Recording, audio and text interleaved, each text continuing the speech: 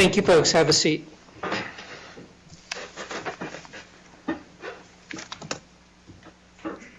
So before we officially start, is it Dyrek or Dyrek? Dyrek. Dyrek. All right. That way I can make sure I get it right. Thank you. All right. We're here for oral argument in 1 CACV 240288FC, Dyrek v. Dyrek. These proceedings are being video and audio recorded. They're also being live streamed at the same time. So as you approach the podium, we do ask that you identify yourself and the party whom you represent so that everybody that's observing it, whether here in person or online, knows who you're appearing for. You each have 20 minutes to argue your case. You're not required to use all 20 minutes, but use the time that you need. You're responsible, though, for watching the time and keeping track of it. In particular, if you want to reserve any time for rebuttal, that is up to you. You can tell us, but we're not going to guard it for you. You'll also notice that we now have lights that light up. You'll get a green light when you're about out of time and a red light when it is time to stop at this point. Please keep in mind we really have read the briefs. We have conferenced the case. We've spent a great deal of time working on it. So we are familiar with it. So please focus your arguments. You're not required to just simply repeat the briefs. I know both of you are experienced, and you know that, but I always mention it. With that, counsel, you may proceed. May it please the court, my name is Ben Cooper and I represent BJ and Dyrek. We are here on consolidated appeals from family court and civil court rulings in parallel fraud actions, both based on Christopher Dyrek's inducement of BJ to enter into the property settlement agreement based on a false representation that there had been no expressed interest in buying the major corporate asset, which was known as CAM. The family court granted summary judgment, even though, as I'll explain, it identified the evidence that supported BJ's case. And the court did this by rewriting the representation without any textual analysis, changing it from a representation about expressed interest to a question about sales talks or negotiations of mutual interest. That was not the subject of the representation. On the other hand, the civil court, for the second time, sua sponte dismissed its action erroneously, and did so through a cryptic minute entry that cited the family court's ruling, inaptly invoked the policy against horizontal appeals, and erroneously found that this court had made, quote, findings of merger in the prior appeal, the court's initial erroneous dismissal. This court should reverse both findings and remand for consolidated proceedings. I'd like to address first the summary judgment ruling in the family court. Counsel, let me ask you a procedural question. Yes. Wife made additional factual statements in her separate statement of facts in support of her motion for summary judgment.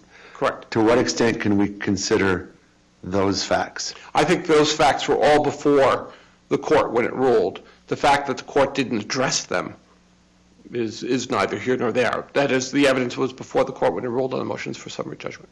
Okay, thank you. My husband can weigh on that and on that as well. So. The family court's error, this is an unusual case because the family court's error in granting summary judgment is apparent from the face of its order. If you look from pages 4 through 7, the striking what the changes. On page 4, the court accurately quotes the representations that Christopher specifically represented in the property settlement agreement. Among them, there are 3 that we've highlighted. That he has not been contacted by any person or entity with respect to their expressed interest in purchasing CAM. That he knows of, quote, knows of no expressed interest in purchase of CAM. And finally, by way of comparison, that he has not contacted any third party to solicit the sale of CAM. On page 4 and 5 of the court's order, it found uncontroverted evidence that multiple parties had, quote, expressed interest during the relevant 3.5-year period in purchasing CAM, including one company, Cable One, that had previously bid in that ultimately did buy it. So the court acknowledged that Steve Cochran of Cable One had met with Christopher in April of 2019 regarding, quote, this is the court's words, Cable One's expressing of interest in purchasing CAM. The court also notes that Phil Spencer had an October 2019 conversation with Christopher, quote, whereby he renewed his interest in purchasing CAM. Again, the court's words. Third, The court notes that CAM co-owner Alan Jackson had testified after reviewing an email about Spencer that his prior declaration that no one had expressed interest was, quote, incorrect. Finally, the court noted that co-owner Eric Jackson, Alan's brother, had testified that the email, quote, email reflected an expression of interest in purchasing CAM. End of story. The representation that no one had expressed interest was false and fraudulent when it was made. It doesn't matter any of the excuses that have been offered, whether, for example, Christopher or the Jacksons were receptive to an offer at that time. Doesn't matter. Doesn't matter whether they were inclined to pursue a sale. That wasn't the representation. In terms of surviving summary judgment, I mean, that matters in terms of whether or not perhaps there's ultimately relief. Well, it may affect damages. It may affect, how you value it. But for purposes of summary judgment, the representation was false. And the court, and the fascinating thing is, the representations are all about unilateral. So if someone else expresses interest, if Christopher solicits a sale, the family court, when it gets to page 7 on summary judgment, it changes the question from was there an expression of interest to, quote, was husband in sales talks with Cable One? And so the court talks about evidence of terms, there was no evidence of negotiations, no evidence of a mutual interest, no offer to buy, no legitimate discussions. I'm not sure what a legitimate discussion is. But the point is the court raised the bar from expressed interest to legitimate discussions, to offers and things like that. The representation and warranty, I'm sorry, go ahead. Which ultimately could be an argument made to a jury. It's absolutely a jury issue. We had moved for summary judgment. At the very least, there is a jury issue. We think that the evidence was clear from what the court found that it was a fraudulent representation. But if it's a jury issue, the evidence could be far broader. That's correct. Okay, what about the Dockery case that husband has cited? It says that basically the court will not, this Supreme Court case from 1929, right, or 1935, sorry. The courts won't set aside a judgment founded on a fraudulent instrument or perjured evidence or for any matter that was actually presented and considered in the judgment assailed. Your Honor, we're not asking in the civil case, which was our preferred I'm claim. talking about in the family case. Let's address that first. Right. That's correct, unless it's extrinsic fraud. And we believe this is extrinsic fraud. That is, intrinsic fraud would be where there are limitations, where someone, for example, submits false evidence, fabricated documents. This is extrinsic fraud because there was a representation that evidence did not exist. Evidence was concealed of an expressed interest in the sale. And so in that case, one can bring a challenge to the judgment. And at the time we brought the family court petition, that was the only avenue available because of the civil court's ruling. On remand, if for a consolidated proceeding, we would be able to proceed on one rather than the other. But the ruling that I think is wrong even on its own terms, because this is a case of extrinsic fraud under Bates versus Bates. That is, the withholding of evidence that would have informed a dispute before the bringing of a dispute before the court. The critical thing is that the representation and warranty could have said that there had been no bona fide offer, or that there were no negotiations, or that there were no letters of interest, or no memoranda of understanding. But that's not what the representation were. And that's because, as Bijan's declaration established, she was looking for basically any sign, whiff of marketability. And there's a continuum, of course, from an expression of interest to an actual offer to negotiations, whatever. And because she didn't have access to the information that her husband, who was the manager of CAM, had, she wanted the lowest end of that continuum. So the representation which she was entitled to rely on, and which the agreement itself acknowledges that she could rely on, said that there was not even an expression of interest. And that was false. That was simply false. Again, Bijan's interest in this case is not in setting aside the property settlement agreement or decree. It's in enforcing it by enforcing the representations and warranties made in it and then seeking damages for fraud. The only reason that there was a petition brought in family court that is the asserted basis for collateral estoppel in the civil case, is because that was the only thing left after the trial court's erroneous dismissal originally of the civil court action. So again, we're not seeking to set aside the decree. We're seeking, and it's a basic election of remedies. When you have an election of remedies, you can either seek to rescind or you can seek to affirm the contract and sue for damages for fraud. And that was our purpose, to do the latter. But the problem with the family court's ruling is it ruled that there wasn't a misrepresentation to begin with.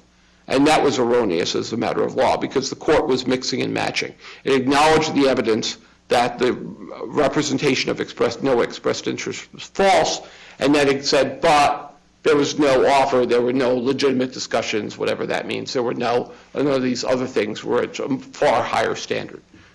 So let me understand that. Let me ask. So do we need to decide whether there was material issues of fact, genuine disputes of material fact as to whether there was fraud on the court? Your Honor, there are different ways because of the unusual posture here.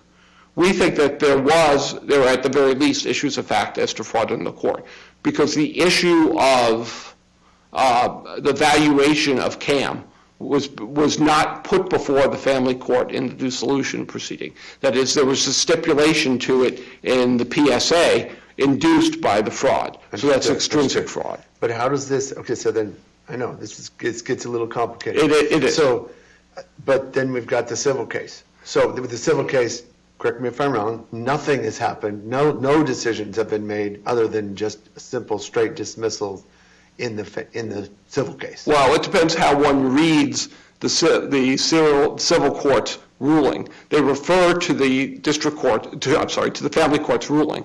So while they don't invoke principles of preclusion, it appears that they are leveraging off of the family court's ruling that there had been no misrepresentation. Was there full briefing in the civil case? No, there was no motion. That was a sua sponte, out of the blue. To make sure I'm not going crazy. You're not missing anything. Which is why, from the record, all we could do is maybe speculate as to what the Superior Court was doing. So I can't say one way or the other. You can't.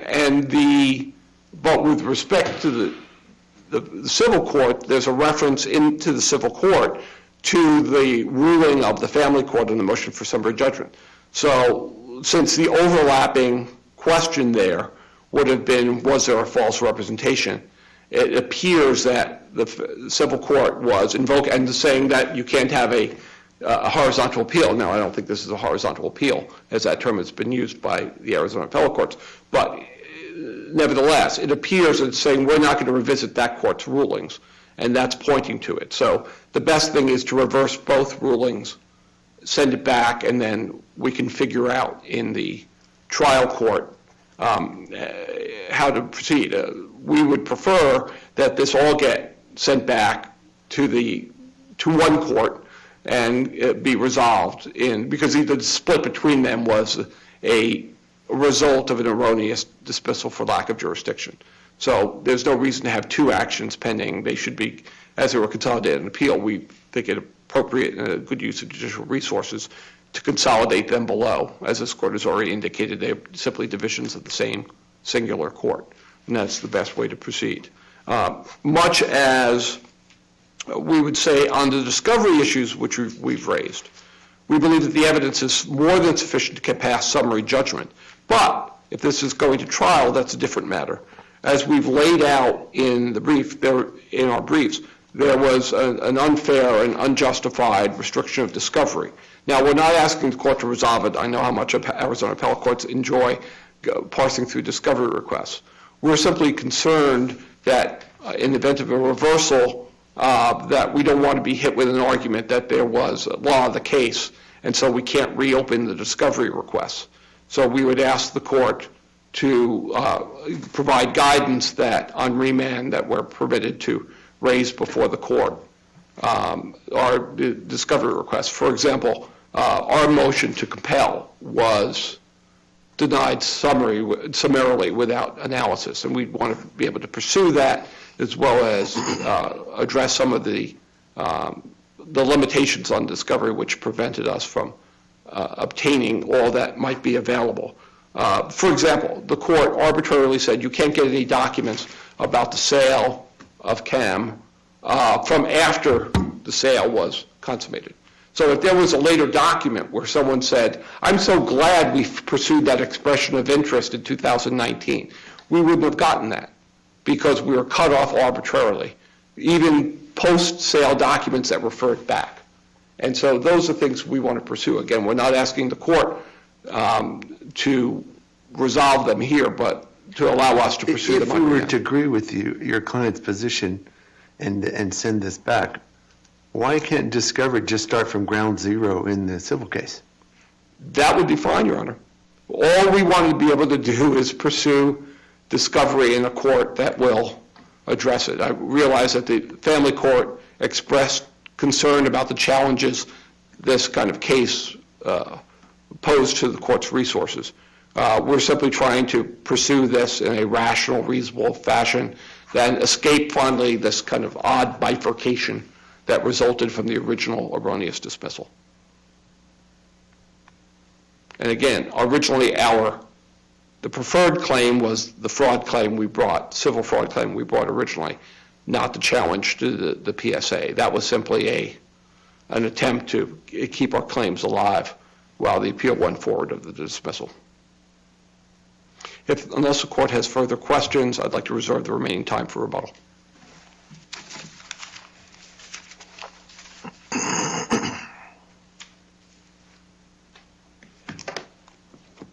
Counsel?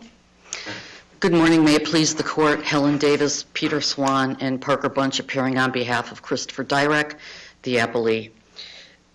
The original civil action wasn't erroneously dismissed, and that's not why the memorandum decision from this court sent it back.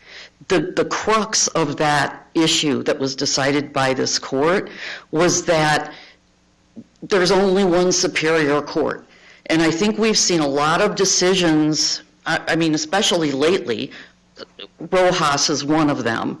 And there is another memorandum decision that follows Rojas that talks about the difference, you know, the original case being LaPrade, that talks about the merger versus incorporation elements of a property settlement in a divorce decree. And that court, the civil court in this situation, found that there was a merger and found that as a result, Judge Agnew, didn't have jurisdiction, and so the case should be brought in the family court. This court sent it back and said, this isn't an issue of jurisdiction.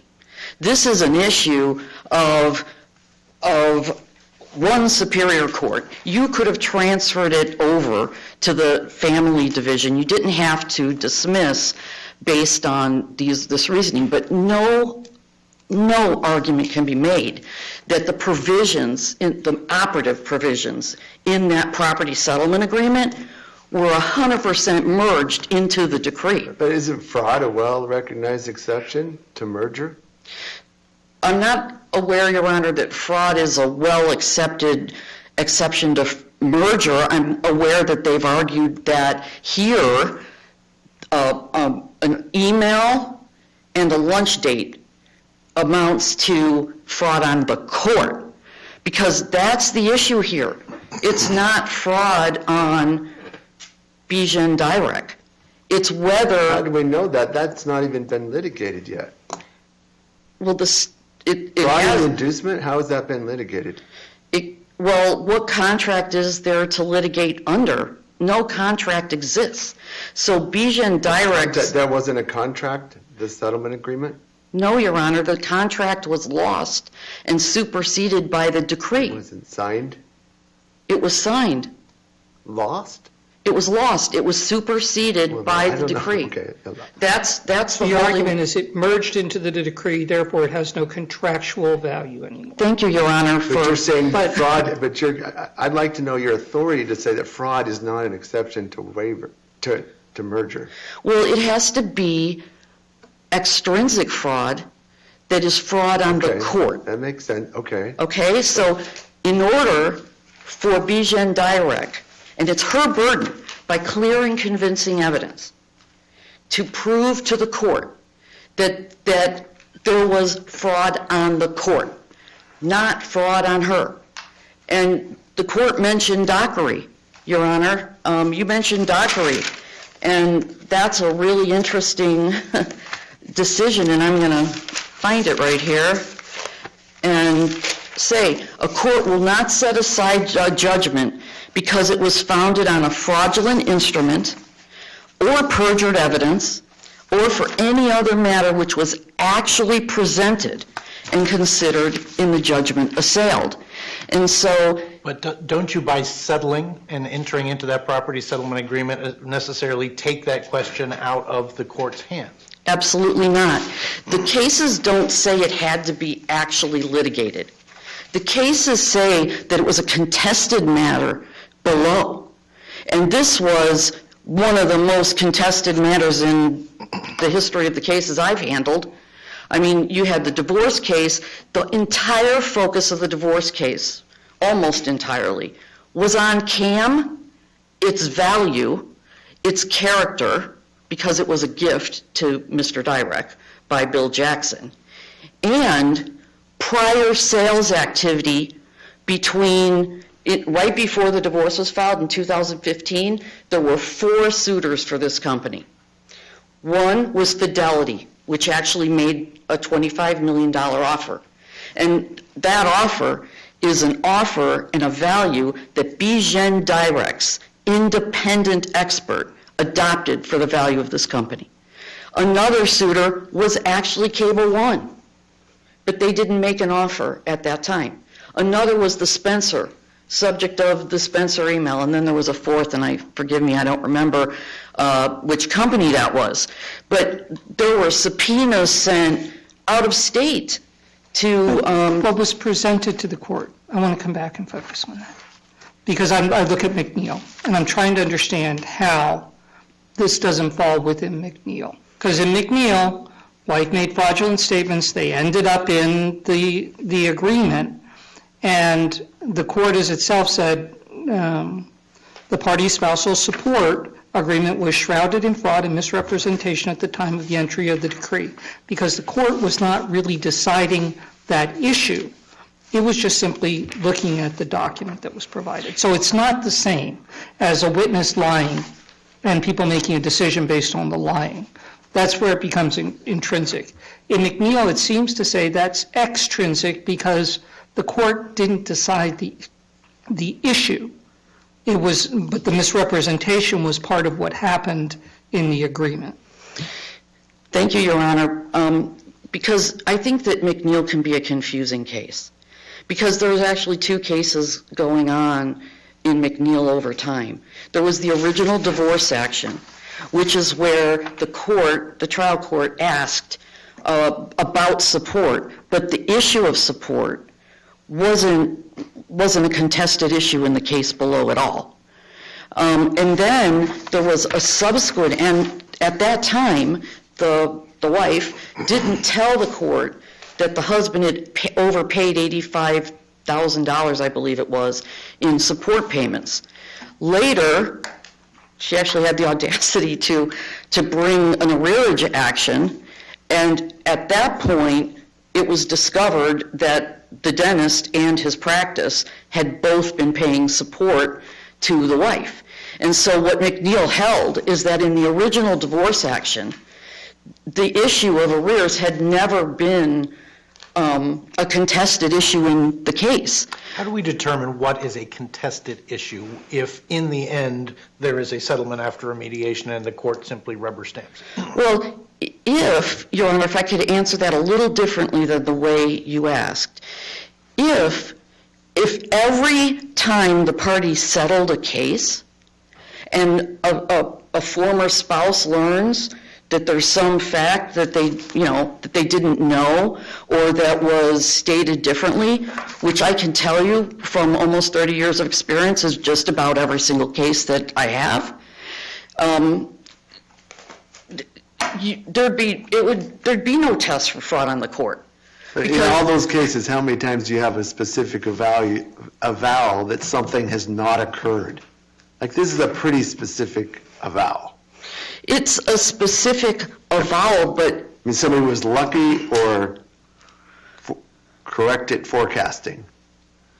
well, you have to consider, Your Honor, that Bijan Dyrek has to prove by clear and convincing evidence Oh, absolutely get that. the elements. To a jury, There's no jury in family in civil court. court there is. But how can she get to civil court, Your Honor? Even in family, are we at that stage? We're assuming every fact in the light most favorable to wife, correct? Correct. How are there not material questions of fact here? Because there are two facts.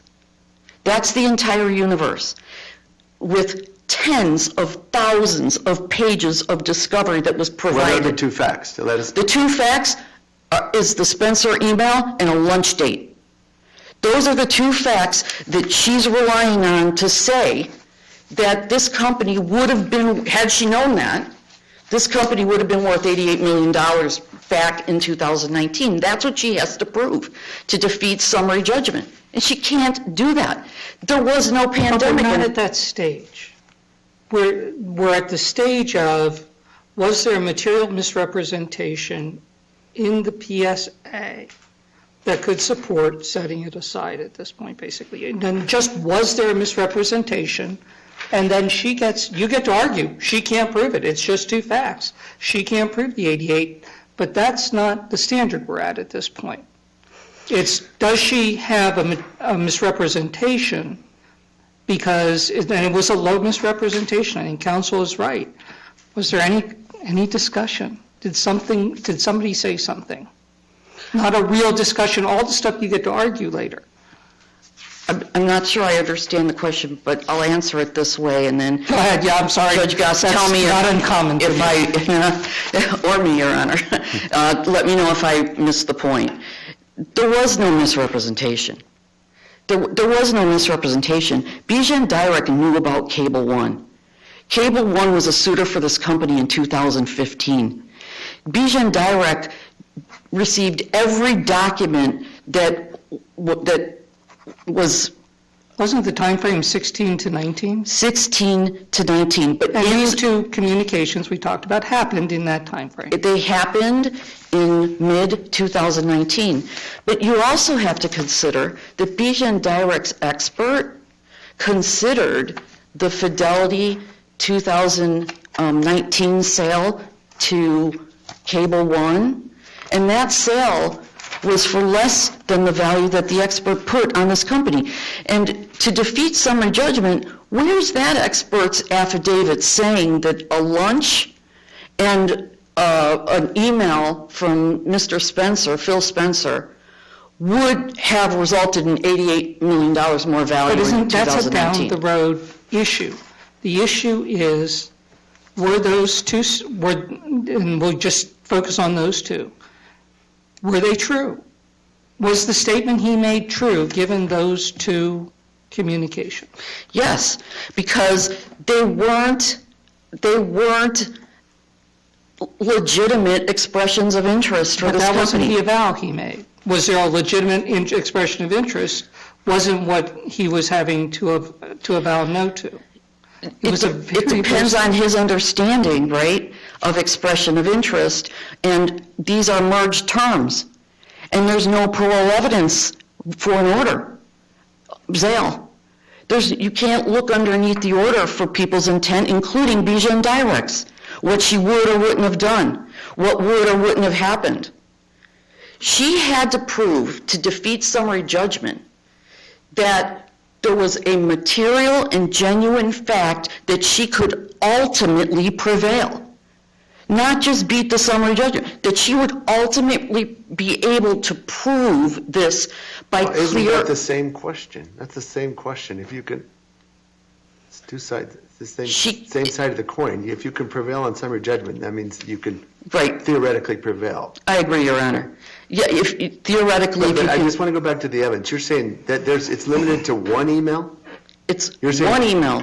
That's And all it is, and if I comb this record, there's only one email. look at their brief. They identify them. It's So this, our review is de novo. So it doesn't really matter what's in the brief. That's right. but So in the tens of thousands of documents, and the entire Cable One sales transaction record, which was produced not just by Cable One, but by Christopher Dyrek, both of us produced the entire tens of thousands of pages during this new family law proceeding, which is something that wasn't told to the court when the motion to compel and the motions to quash were being heard, that Bijan Dyrek's lawyers possessed all those documents. Those documents, out of the whole universe for the 79D discovery, 2 things came along, and the court talks about it. Spencer email, and he went to lunch. And there was an original declaration, Your Honor. When you're looking, there was an original declaration that they attached to their response to the summary judgment motion from Steve Cochran. In our reply to that response, Steve Cochran corrects and clarifies that declaration with information that wasn't included by Bijan Dyrek when she presented it to the court. And some of that information is extremely important to why the court granted summary judgment. He said that they knew nothing about CAM that could result in any offer. The company itself wasn't in a position to make any offer. CAM, Christopher Dyrek told Cochran the company wasn't for sale. And he said that until the pandemic happened, the pandemic threw not only this whole world into a tizzy, if that's the right word, but it just astronomically affected internet services, which is this company. Its revenues from internet services went through the roof. And Bijan Dyrek has all of that information, all of those financials that were part of the CAM Cable One file from the sale transaction. You have to look at what she alleged that she could prove. She alleged that she could prove that this sale started during the divorce, and that is what made that representation wrong. And she can't prove that. She didn't prove that. And now they're standing here saying they're not asking for relief from the divorce decree, which is what they have pled all along, is relief from the divorce decree. No, because she wants to go to civil court despite merged terms and the superseding of any type of contract. There is no contract. There's a court order. And to attack that court order, you have to prove extrinsic fraud. The United States Supreme Court has told us that itself. You have to attack it with extrinsic fraud, and that's fraud on the court, not fraud on Bijan Dyrek. That would have been a different time-limited action that she had to have brought before to attack this judgment under Rule 85. That she didn't do it. She couldn't do it, and so fraud on the court is the issue here. That's the issue, and whether she can prove it by clear and convincing evidence. And the court found... Well, and it's not quite that. It's whether she can survive summary judgment on the issue, not whether she can prove it. True, but she has the burden once the motion's filed. And this court has to affirm if there's any reason to affirm. And even if the judge ruled for the wrong reason, if the result is correct, it's got to be affirmed. That's the law. That is the guidepost. So if, they're telling you, or calling into question the reasoning and that the judge changed her mind, the second statement that Mr. Cooper mentioned was exactly what they pled. They pled in their petition at the family court and in their Rule 79D motion that outlined what they needed to prove, why they needed to gather discovery to prove certain things. They needed to prove They said they could prove that this sale started during the divorce. There's no evidence of that. A lunch and an email, as the trial court found, that doesn't mean that this sale started before November of 2019. In So do we fact, go by what is alleged in the complaint, or do we go by what is the actual term in the property settlement agreement and what your client averred was true? well, the claim that was brought by Bijan Dyrek was that this sale must have started during the divorce because it's too big of a sale not to have started during the divorce. That's what she alleged. And so we moved for summary judgment and said, hey, that this judgment should be entered in our favor. She can't prove extrinsic fraud or that this sale started during the divorce case. And so that's how they're intertwined, Your Honor. I thought I was over but I'm not. You have about a minute. I have about a minute.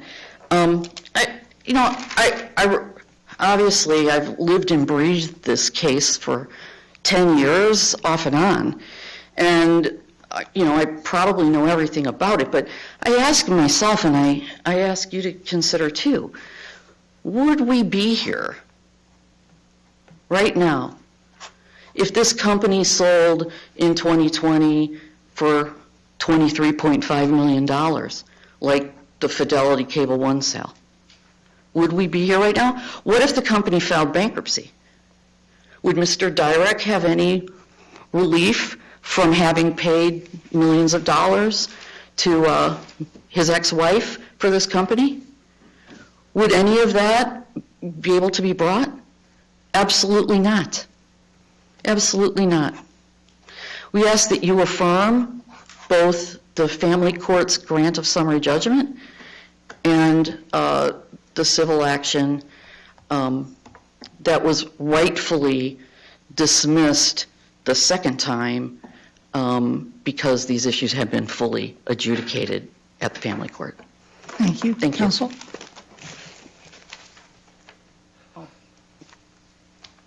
With all respect, counsel's position is simply untenable.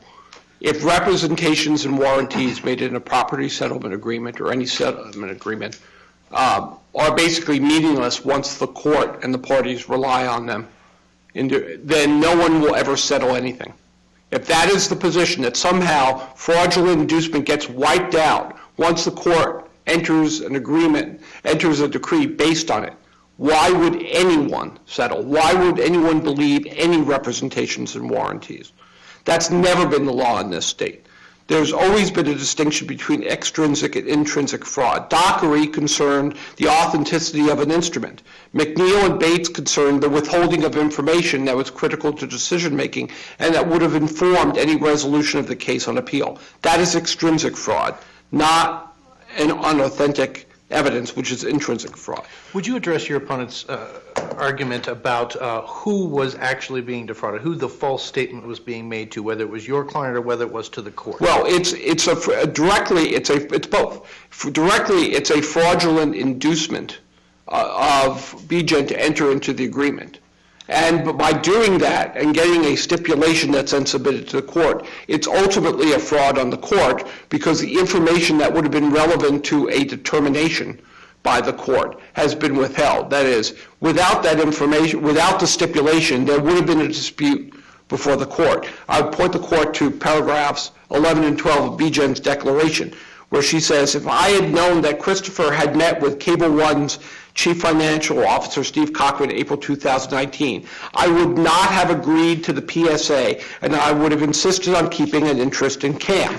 She says in paragraph 12, if I had known that a third-party venture capitalist and prior bidder like Phil Spencer had contacted Christopher about an interest in CAM in October 2019, I would not have agreed to the PSA, and I would have insisted on keeping an interest in CAM. So by inducing her to sign the PSA and obtain the stipulation before the court, both were defrauded, ultimately. It's extrinsic fraud because it keeps an issue from being fully and fairly litigated before the court. It wasn't litigated at all before the court because there was a fraudulently induced stipulation. Is that That's what the puts whole it in the McNeil category? Yes, it's absolutely in the McNeil category. And this was a specific warranty. It was not an email. There were 2 meetings.